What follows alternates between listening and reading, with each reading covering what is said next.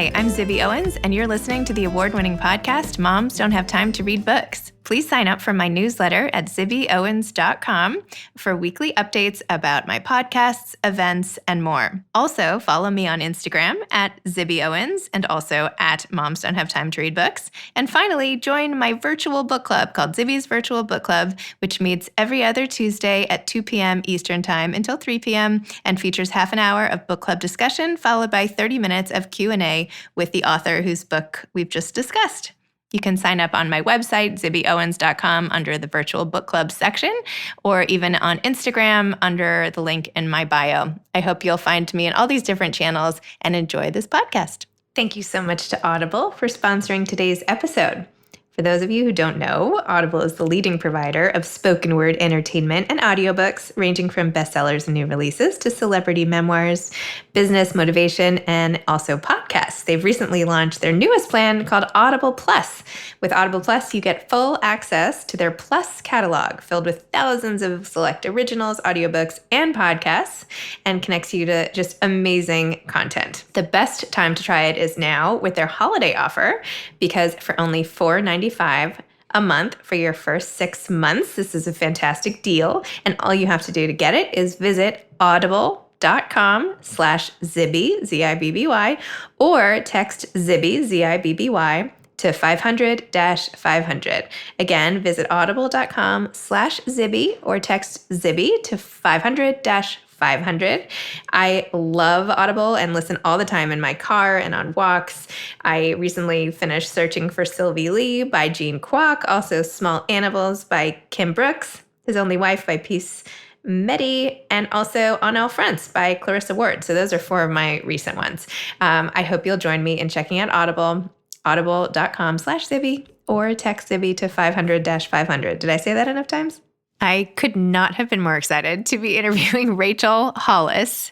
You might know Rachel Hollis as the author of Girl, Wash Your Face, which has sold 4.5 million copies in the last few years.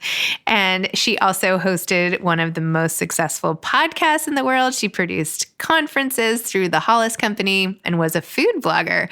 And now her latest book, which we discuss, is called Didn't See That Coming. Enjoy our conversation. Hi, Rachel. Hi, how you doing? I'm good. How are you doing? Good, thank you. Well, thank you so much for coming on Moms Don't Have Time to Read Books. This is such a treat to get to talk to you.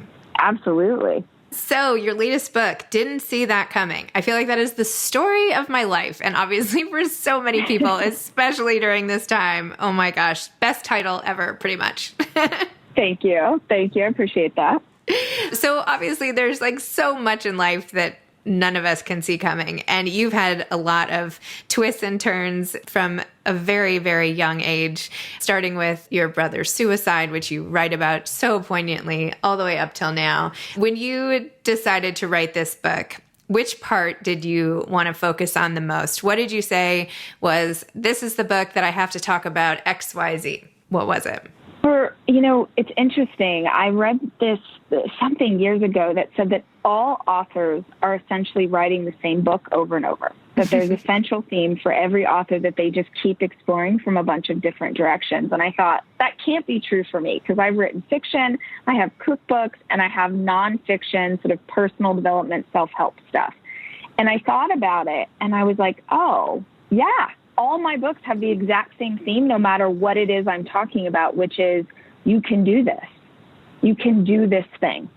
And so in this book, what I wanted to explore most was encouraging people who are going through a hard season or who are in the midst of something difficult, that you can get through this. And not only can you get through this, but you can come out the other side of it as a better person than you went into it. But in order for that to be true, you have to make a conscious decision that you are going to pursue the learnings in this, the wisdom in this, the information that you can glean out of it, because otherwise you feel bitter or you get stuck or you don't know how to move forward because you become paralyzed by the pain that you're inside of. Wow, it's all so true. And you wrote so beautifully to your point about how people can get through grief, especially, which is such a, so many people are grieving right now given the pandemic and obviously just for regular life as well. And you had this whole section. I just wanted to read like a tiny portion of it because it was so encouraging. And I have recently been through a lot of grief myself, so this was particularly resonant for me. But you said the grief over death is making them miss the life that's still there. I can't tell you how to grieve. That's an incredibly personal process that nobody is in charge of but you, but I can tell you something with absolute certainty. The person you lost would not want this for you. The person you lost would never, ever want you to suffer over their absence. And then you say, it's okay to be sad. It's okay to miss them. It's not okay for you to lie down and die too. You are still here, and there's a reason for that. So tell me more about that and how to really channel what you might know intellectually, but then put it into practice emotionally. Well, I think this, for me, shows up in two ways. One is, if you've read the book, there's a chapter in it where I talk about my parents. And yes. And I have children, and I cannot imagine what it felt like for my parents to lose their only son to suicide. I can't even fathom that. But I do know what it feels like to be the little sister who, as a little girl, I felt like I'm not enough of a reason for them to keep living, because they both, in different ways, just checked out. They weren't present. And, Ryan died when I was 14. And so from the time I was 14 years old, I truly raised myself. I didn't, nobody cared if there was dinner. Nobody cared if my homework was done. No, everything that I figured out how to do, I've figured out on my own. And I really, truly live my life in a way that asks how situations, even if they're bad, can be for me. And I look back and I'm like, oh, that's why I'm a self-starter. That's why I'm an achiever. That's how I built my company or wrote these books. It was because of having gone through that experience. But there's still a part of that that's deeply painful, that feels like I was abandoned by these people who are supposed to take care of me. And that effectively, I don't want to say destroyed, but really hurt the relationship I have with both my parents for the rest of my life. So on the one hand, I am speaking about grief from that perspective.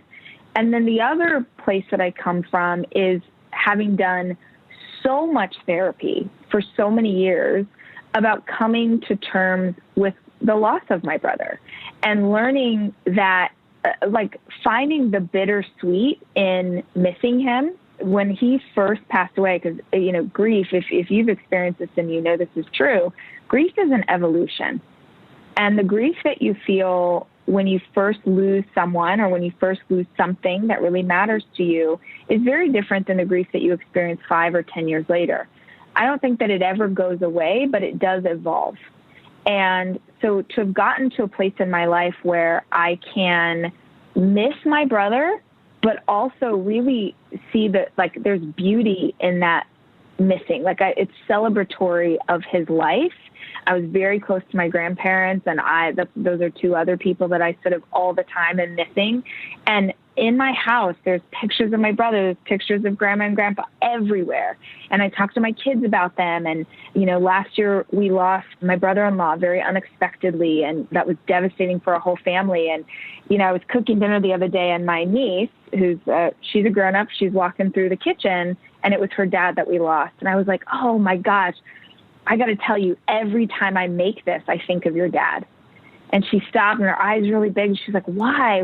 She just was so starving for that story. And I'm like, okay, let me tell you this story about when I was a little girl and your dad made me this thing. And it was this, and even though there's pain in that memory, there's so much beauty in those people that we've lost still being very present in our lives. And if there's a way for people to get to that place, it is just such a better state to exist in than only feeling the painful emotion. It's true. I feel like people are sometimes hesitant to tell stories or bring up the person who's recently died for fear of upsetting the griever, which I feel like couldn't be further from the truth. I mean, you're already thinking about the person. It's not like, oh, I forgot about this horrible thing that happened, but because you brought up my brother-in-law, now I'm upset. So Yeah, I think that's a big misconception. Absolutely. And by the way, going back to your parents sort of abandoning you, oh my gosh, when you wrote about it in the book about your Christmas holidays and watching the movie over and over again with your sister and like, oh my gosh, and then how your husband thought that was just something you enjoyed doing, but it came from like this deep place of, oh my gosh. Anyway, my heart was going out to you. But, Oh, thank you. I appreciate that. I actually recently interviewed an author named Hope Edelman who wrote a book called The After Grief. I don't know if you're familiar with it or not, but it's about how, grief that stays with you for your whole life ends up, as you just mentioned, sort of morphs in some particular ways. And she, followed a group of people for 30 odd years and did a lot of research into what the lasting effects of grief are. And one of the points is exactly as you had said, that there is a silver lining to it, even though it's horrific and you wouldn't want that lining if you could return it, but that you do have a different type of appreciation of life. But anyway, in case you're in the market for a new book to read. Yeah, thank you. Another thing that I was really struck by in this book is that you have built up such a reputation for yourself as sort of like the healer to everyone, right? Like you've sort of taken on everybody's pain. And you were so honest in this book about how that makes you feel. And like the scene where you're out with your son and somebody comes over to you and starts like spilling out their most traumatic memories. And you're like, hold on. Right. Tell me a little bit about that, because you don't often hear people who have become sort of, big deal sort of leaders on the emotional front having to confront how that makes them feel. So I was hoping you could just tell me a little more about that. Yeah, it's so interesting. This is the thing that people have to understand, that this was never my aim. I never in my whole life thought that this would be what I was known for. Truly. And in fact, if you look at my career as an author, I started writing fiction. Like, I just love to write. So I wrote fiction, then I wrote cookbooks. I never thought, I'm going to be this sort of like self-help, whatever. And then I had another author friend who prompted me, who was like, well, what would you say to women? If you're going to write nonfiction, what would you say to women? And my answer was Girl Wash Your Face. It was my first nonfiction book. And I, put it out there, and just like every other book I've ever put out in the world, just sort of, it had a slow start. I was like, oh my gosh, 5 people read it. This is great. And then it exploded, like millions. I want to say it sold 5 million copies. I mean, it's insane what happened. And then it was like, I was describing it to someone the other day. I said, the past 3 years have felt like I'm riding a runaway horse. And I'm trying so desperately to sort of rein it in and kind of get control of the journey. And it's not always graceful, and I don't always do it well. So it's just felt like a really crazy experience. And I, back before COVID, my company would throw big women's conferences. We'd have 5,000 women come from all over the world for 3 days of amazing events. And in those settings, I'm very prepared to hold space for your pain. I'm very prepared to be in that with you and talk about the hard things and do the work. And like, there is a way that you can mentally and emotionally prepare yourself for that kind of experience.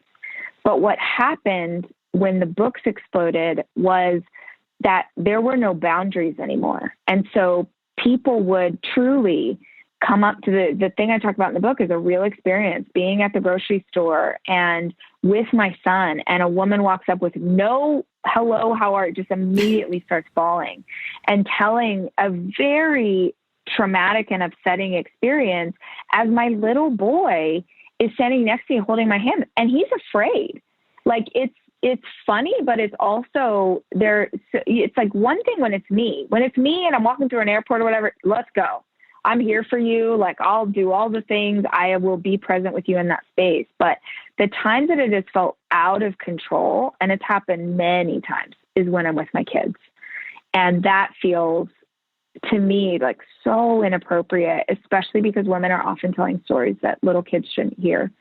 So I didn't know how to handle that. Just truthfully, I had no idea how to process that. And so what I did was I just didn't want to leave my house. So I traveled quite a bit at that time, and I would travel and be on the road, and people would stop me all the time. And then I would go home, and I wouldn't leave home because I was afraid that I wouldn't know how to handle it And it just felt so overwhelming. And it took a lot of time to come to terms with that and to accept the responsibility of that. And I do think it's a responsibility. And so I handle it now by believing if I am in public, that I am prepared to hold space for people. Because I think that, I've worked really hard to get here, but I also believe that God and the universe gave me this opportunity, and I want to take that responsibility with the measure of how big it is. I want to take that and do it well. So if I'm in public, I'm like, all right, I'm here for you. But when I'm with my kids now, I have learned to steer the conversation, and I've learned to hold boundaries up and make it really clear that it's not an appropriate time to sort of talk to me about that thing right now. Wow. That's a lot to have to, put on your shoulders just to walk out the door. I mean, if you want to go, run to the store or pick up some milk, you know what I mean? That's just a lot that you have to be. It's almost like some sort of an ambassador, like a ruler, almost like you're the president, right? It's like being a public figure, I guess is what I'm trying to say. Because maybe you're not in the mood that day. What if you're having a terrible day yourself? Yep. And it really is. There's an interesting thing because I have some friends who are high profile figures, and the unique situation that I'm in is that I think because I talk about so many personal things in my life that my readers feel like they're my friends. And so they don't think that there's anything weird about walking up and be like, oh my gosh, Rach, and then they'll tell me some story, because it's almost like they feel like they're in the middle of a conversation with me already. And there are definitely other, friends I have who they don't experience that.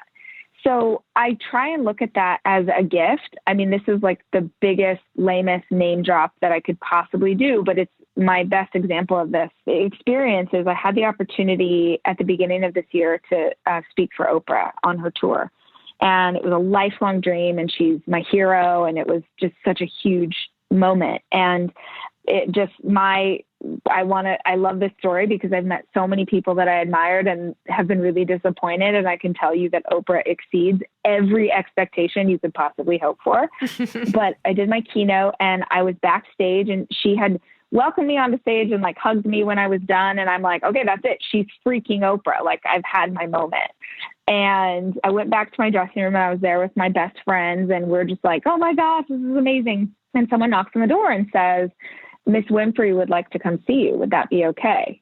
And all of us in the room pee our pants. We're like, what? What? And I'm in this teeny tiny dressing room. Oprah wants to come to me in this trashy room. She doesn't even she's the queen. Shouldn't I go to her? It was so wild. And so I'm like, well, yes, that would be just fine. And I close the door, and we start cleaning. When you're little, if your mom, if company was ever coming and the whole family just starts cleaning feverishly, we're shoving things under cushions, get it clean. So she comes into the dressing room and hung out with us for about 15 minutes, which is still blows my mind. But there was this moment where she said, and I know this sounds cheesy, but she looks into your soul. She's not human, first of all. She's a goddess. It's something so much bigger than a regular human being. But she looks into my soul through my eyes, and she's like, how has this felt for you? And I said, it's been really hard. And I have had to ask myself a lot in the last year if this is something I really want. And she touched my hand. And I know, I wish you could see me right now because I'm acting out this entire thing. But she truly, I cannot explain, and my best friends were all there. It was a divine moment in my life. There was no other way to put it. She touched my hand, and she looked me in the eye, and she said, do you want this? And nobody spoke for 90 seconds. And I felt like it was the universe asking me, are you willing to carry this responsibility? And I said, I do. And she said, okay.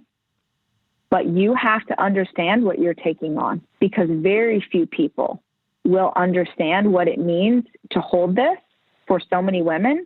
And I understand what it means. So just know what you are signing on for. And I was like, okay. Oh So my it has gosh. been, it was truly just one of the most amazing moments in my whole life. But understanding that you really do have to look at it as it's not about me. None of this is about me. It's about her. It's about the reader. It's about who might be helped. And I'll tell you truthfully that I approach my work always, my prayer always. If I'm going out to give a keynote, if I'm writing a book, always my prayer is, God, let this help one person. One person. If one single person is helped by this thing that I'm about to do, then it was worth the effort and the energy and the pain and all of it. Because it doesn't matter. I'm talking about me. We could be talking about you or your listeners. Like, whether you're a teacher, if you're a stay-at-home mama, if you're a podcast host, like whatever it is that you're bringing to the world, if your work can positively affect the life of another human, then, oh my God, what a blessing, what a gift. And that's I'm willing to carry the hardship and the stress of that if it means that I can be helpful to someone. Oh my gosh.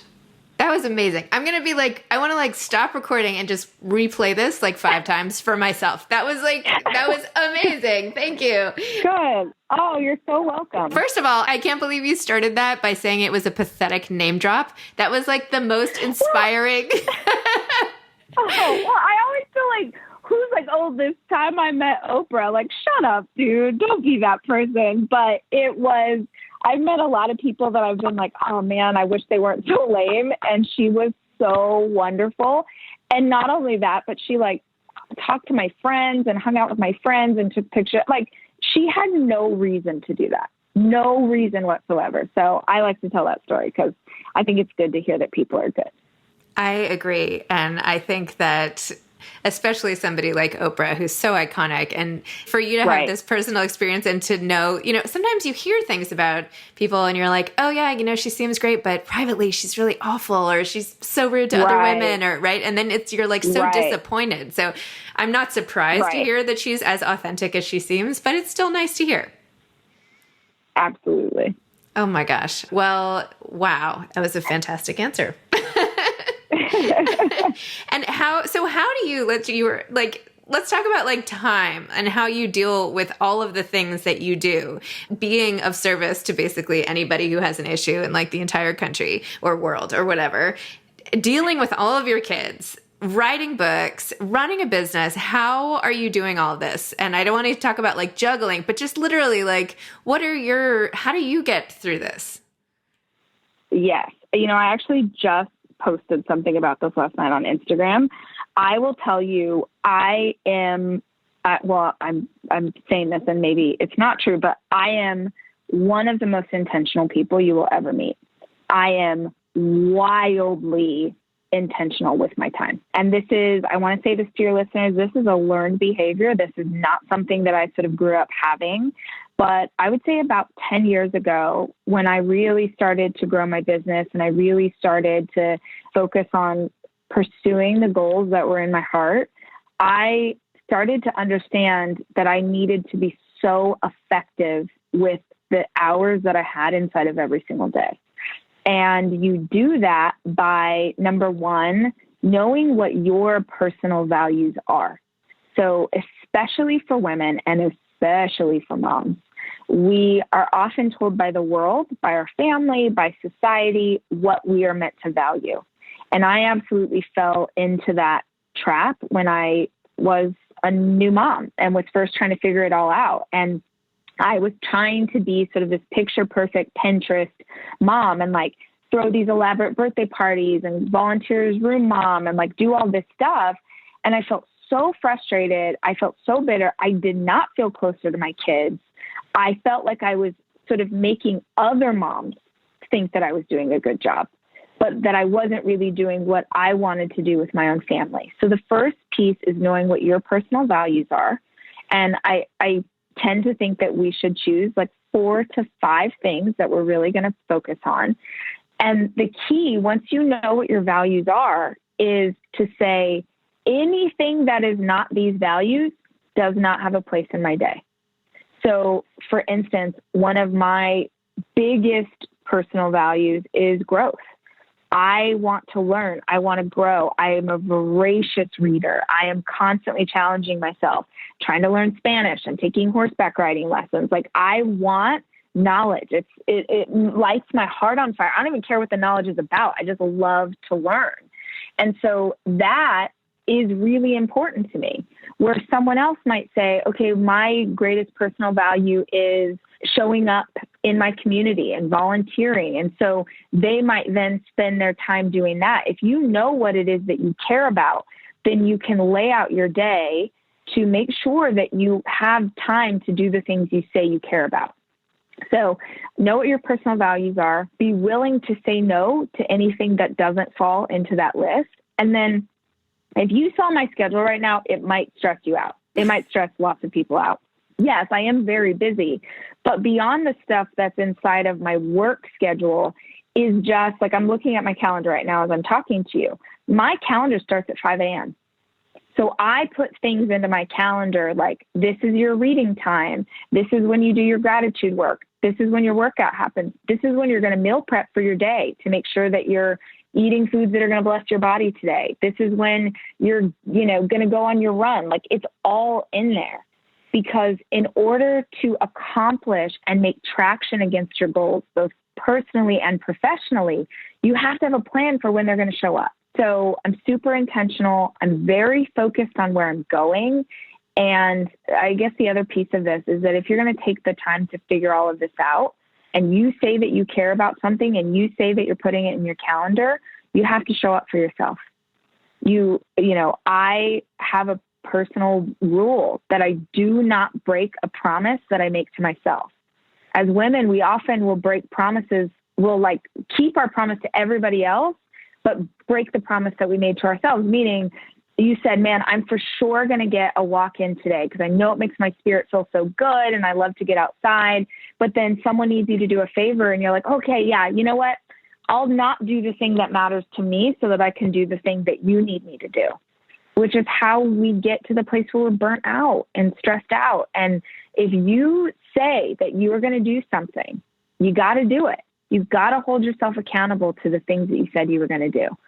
So those are some really tactical things that I do to make sure that I can accomplish all the things that I set out to do. This is amazing. You have bullet points for everything I ask. This is perfect advice. It's amazing. But okay. Well, the thing is, I get a lot of the same questions, on social or on live or whatever. No. Don't hear me like that. What I mean is I get a lot of the same questions from people in my community. So not that I get the same 10 questions, but I get the same 100 questions. So I try really hard to come up with answers that are helpful, because I think, even for you, as someone, you're doing this podcast and you're helping people find information in the world, oftentimes someone will ask us how to do something. And we're like, we think that the knowledge that we have, and you're like, oh, that's so simple. Everything I tell you would be dumb. Nobody wants to know how. No, people want to know exactly how. So I try really hard to pay attention to how I get the results so that when somebody prompts me, I'm like, oh, okay, great. I've got 3 things you can do right now. Wow. Well, I'm going to put that on my list of things to do. Having a million answers ready for when anyone asks me anything. Not that anyone cares, but anyway. My one follow-up... Girl, don't say that. If you have listeners, they care. No, I'm joking. My one question about your really effective intentional time management system is that you have lots of kids, and so do I. And so they don't really care what's on my schedule sometimes. And, when they fall and need a Band-Aid, or when they want to show me their art project, I stop everything, right? So how do you then, how do you interweave the complete unpredictability of having children with the need to be totally self-directed? Great question. So I'll tell you that as I look at my schedule right now, I've got this chunk of time that starts at 5 a.m. and ends at 6:30, which is when the kids get up for school. And then there's a chunk of time that's just get the kid breakfast, lunches, get everything prepped, get everything ready, get the day going. And once they're settled, then I'm going to start my work day. And I will tell you, because I'm the queen of ask for help, I have a nanny. really blessed in that I have a nanny of 4 kids. I could not do the work that I'm doing if I didn't have her help. The kids' dad is as present as a father as I am as a mother. So I'm definitely co-parenting inside of this family. And then the other thing I would say is the schedule ends every day at 5 p.m. So 5 p.m., past 5 p.m. is clear. Now I know the things that I want to do because I'm really big on routine and ritual. So each one of my kids, there's a different bedtime routine that I go through with them. And that's really important to me. And that's, I talked about how do I want to show up as a mom?